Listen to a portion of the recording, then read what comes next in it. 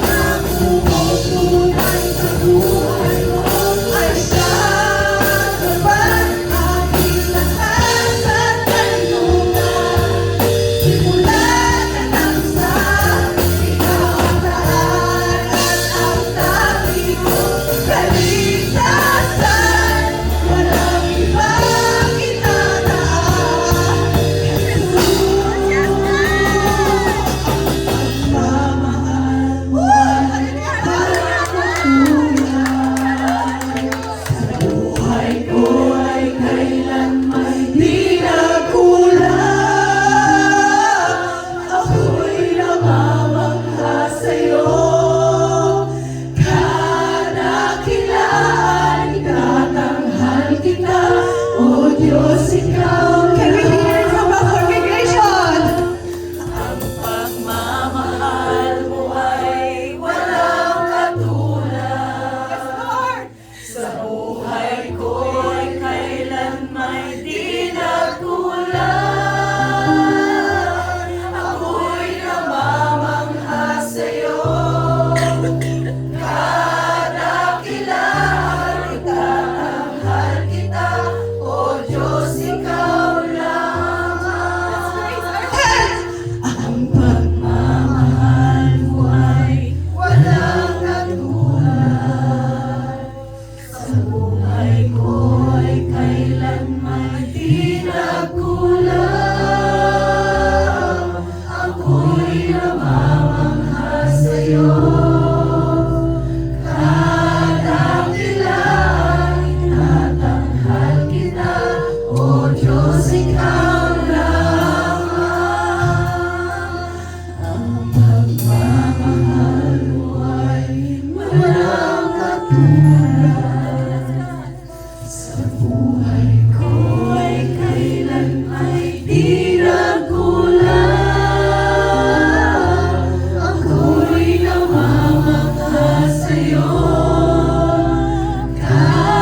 Kadakilaan kita, tanghal kita, O Diyos, ikaw lamang. Ang pagmamahal.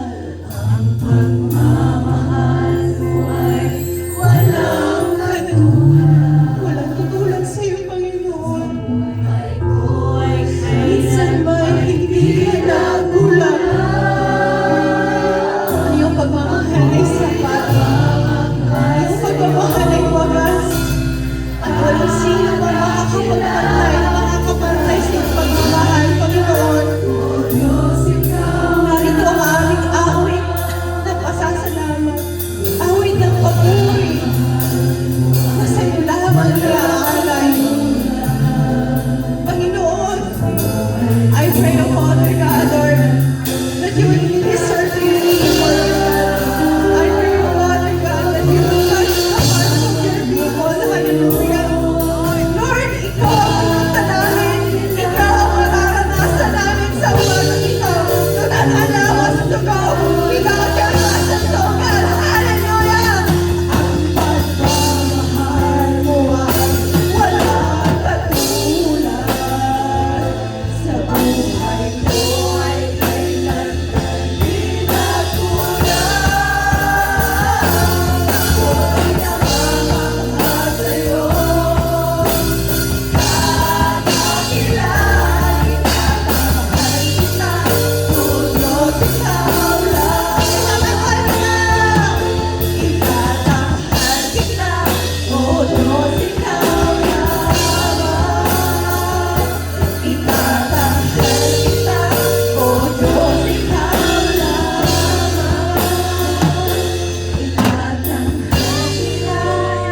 Hallelujah, God.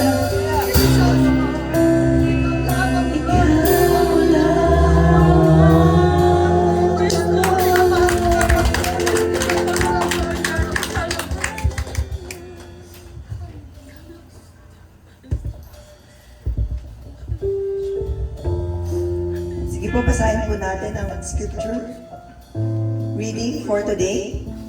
Let's pray.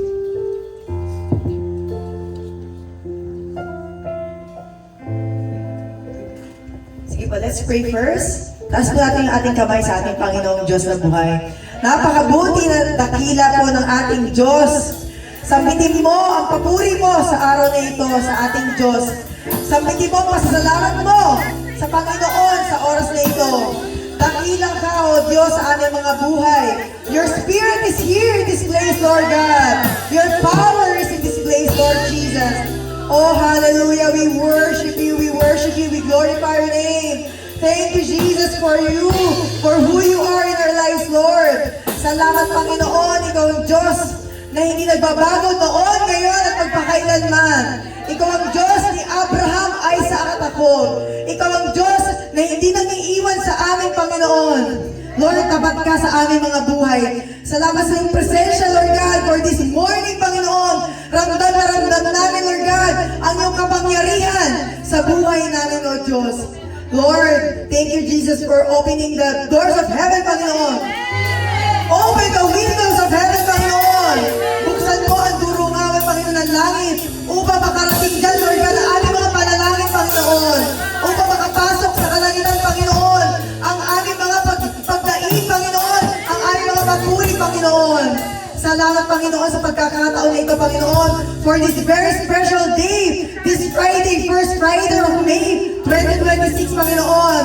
Lord, kami, O Diyos, itinawag mo, pinili mo at dinako mo kami sa araw na ito, Panginoon. And right now, Panginoon, wala kaming sasayangin, Panginoon, na oras at panahon, Panginoon, sa araw na ito, kundi mapurihan ka at matagina ka sa aming mga buhay. I pray, Panginoon, sa buong bulwagan na ito, sa apat na sulok ng lugar ng sambahan namin, Panginoon. Ikaw ang kumilos at maghari, Panginoon. Sagutin mo, Panginoon, ang mga panalangin ng iyong mga anak, Panginoon. Ano man ang desire na kanilang puso, Panginoon, ipagkalog mo ito sa kanila, Panginoon. Iparanas mo ang pagyakap mo sa kanila, Panginoon. Iparanas mo ang pagmamahal mo sa umagang ito sa buhay ng bawat isa. Thank you, Lord God, for your favor and victory today for this service, Panginoon. In Jesus' name, in the mighty name of Jesus. Hindi kami lalabas sa lugar na ito, Panginoon, na hindi ka namin nararanasan, Panginoon. Hindi kami lalabas sa lugar na ito na hindi ka namin nararamdaman, Panginoon. Thank you, Jesus, for the victory upon victory. Favor upon favor. Blessing upon blessing. In Jesus' mighty name, everybody say, Amen. Sige po, tayo po may dumako sa ating scripture reading. In the book of Psalms 14, verse 2 to verse 2 to 2 only. Okay, sige po. The Lord looks down from heaven on the children of man to see if there are any who understand, who seek after God. Verse 3, they have all turned aside together. They have become corrupt. There is none who does good, not even one. Amen po. Praise the Lord. Palapakan po natin ang Panginoon.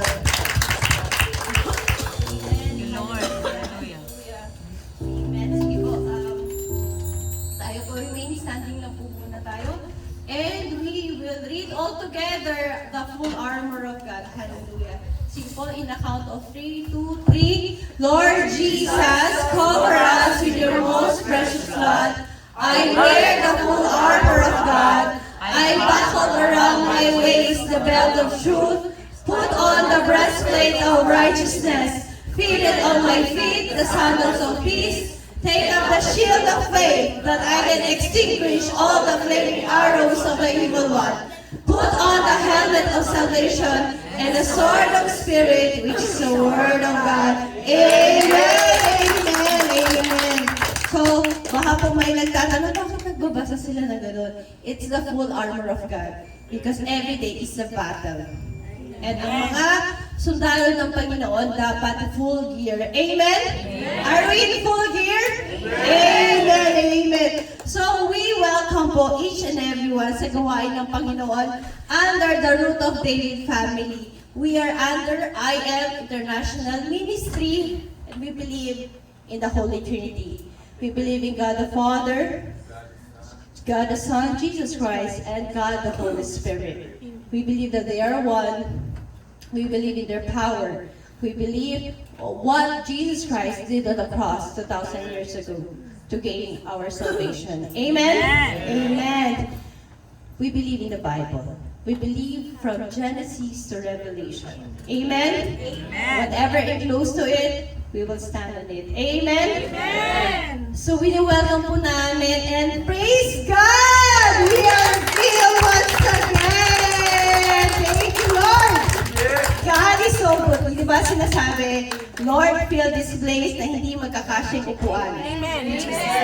And God has been so faithful once again. Amen? Because we are serving a true living God. Amen. So, mga kapatid, our prayers are being heard. Amen? So, inaanyayahan ko po ang ating mga new members of the family. Huwag po kayong mahiya.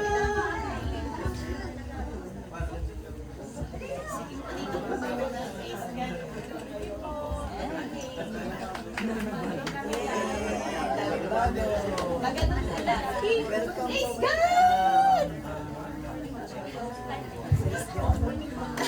Ayun! Thank you, Lord!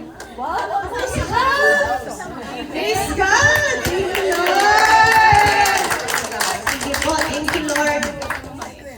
So, sige po, hindi pa to pakilala po sa Pilipinas, sino po nag-invite, and Mary po person. My name is Kevin, Church Fathers, invited po natin. And sa Baguio po ako sa Philippines, and I'm single.